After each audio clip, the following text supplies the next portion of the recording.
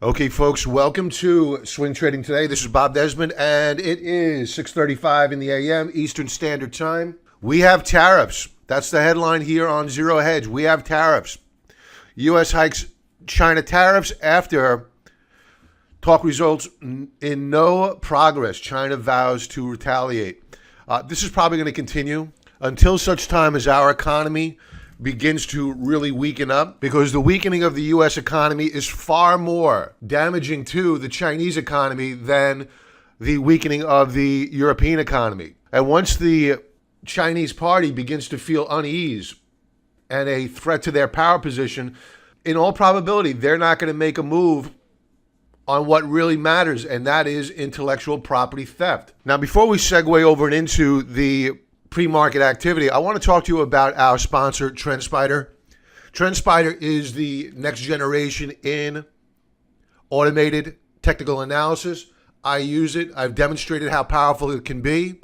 I think that the real value proposition for traders who have day jobs out there is the ability to set up dynamic alerts that allows you to focus on your day job and let the computer do the work for you. Because what I've seen in my 15 years of running the Contrarian Trader is that all too many times, traders trade on hope when they should fear. They're using impulse buying. They see a reversal bar, and they make an assumption that all is well. They don't look to see whether or not the candlestick pattern that they are impulsively becoming bullish on is at a historic support level or a historic resistance level. They enter a trade and automatically the trade just falls apart, and that destroys confidence. TrendSpider helps alleviate that impulse buying by allowing you to work efficiently using one chart, which indicates where your support levels may be if you're looking to buy, or where your resistance levels may be on one single chart. So please, if you're watching this on the website, click that link above, head on over to TrendSpider, get your 25% discount using CT25Z as your discount code. If you watch this on YouTube, click that link below in the description area and enter code CT25Z. Let's get to the charts. All right, so the pre-market activity here this morning is not that bad. I think that for the most part, the markets have expected today's news. We attempted a rally late yesterday afternoon. You can see that overnight we saw some weakness. We are rallying back off the lows of the overnight session. RSI putting in higher lows. No higher highs yet.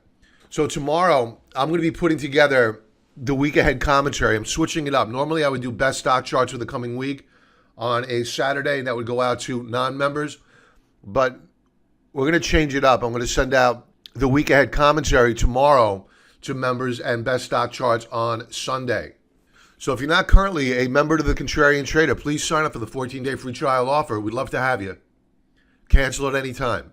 And TrendSpider is now available to our silver level members as well. So take advantage. Let's move over to the NASDAQ.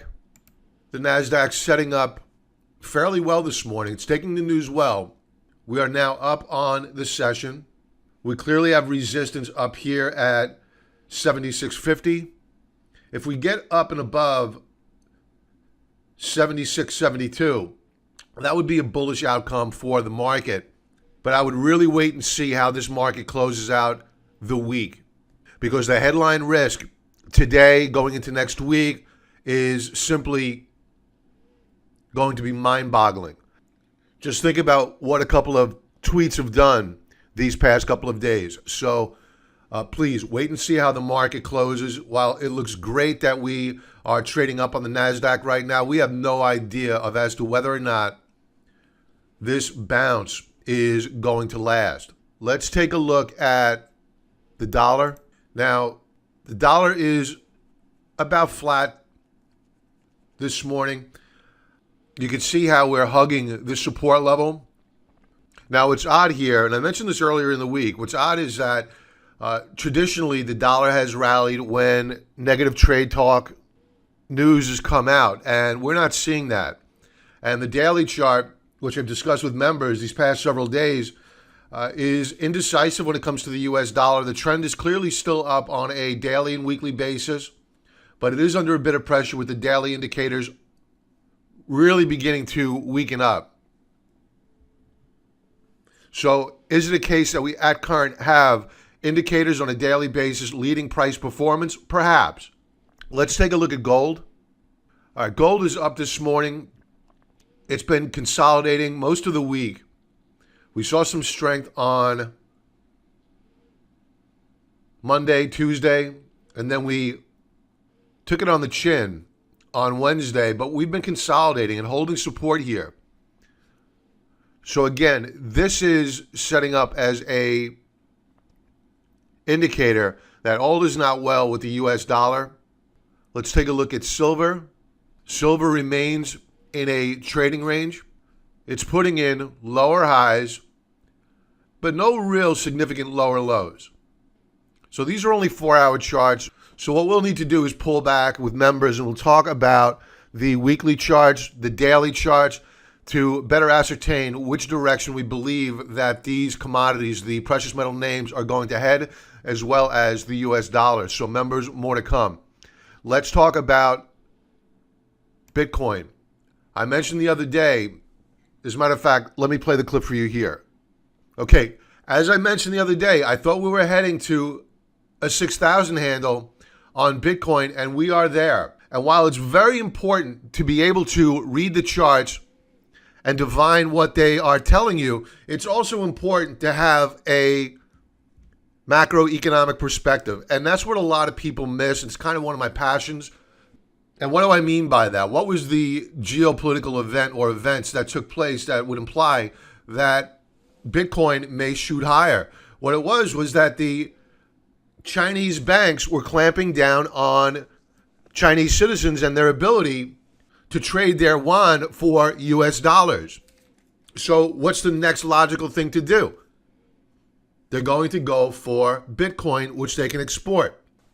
And as you can see here, we have had a heck of a rally this week. We are long of Bitcoin, and we plan on adding more. And what I'm looking for is a breakout above this upper band of resistance. So this now becomes a support level. And you can see that this is just beautiful stair-stepping higher here. Exactly what you want to see. Beautiful stuff. But we do have resistance above. I would not be a buyer at current. I would be a buyer on a breakout, but I would also go to Trend Spider. And in fact, let's bring up Trend Spider to identify where we have historical resistance above, other than what we're looking at right now. All right, so at current, we're looking at resistance above at 6656.55 on Bitcoin. You can see we're forming a bit of a topping tail at current. This is a daily chart. Now what I could do here is edit the support and resistance levels and add more lines. And you can see it becomes a little bit noisy, but I can manipulate the screen to make it less noisy. And you can see that we are hitting resistance levels at current. And what may happen here is that we may get a back off and a retest of one of these minor support levels, and that'll set the stage for a continuation move higher. Let's bring up a weekly. So net, we remain bullish on Bitcoin in the short and the intermediate term with a price target at around the 6,500 level. That's it for this morning, folks. Everybody have a profitable trading day. Members, I will talk to you tomorrow on the week ahead commentary. And again, everybody have a great weekend and be well.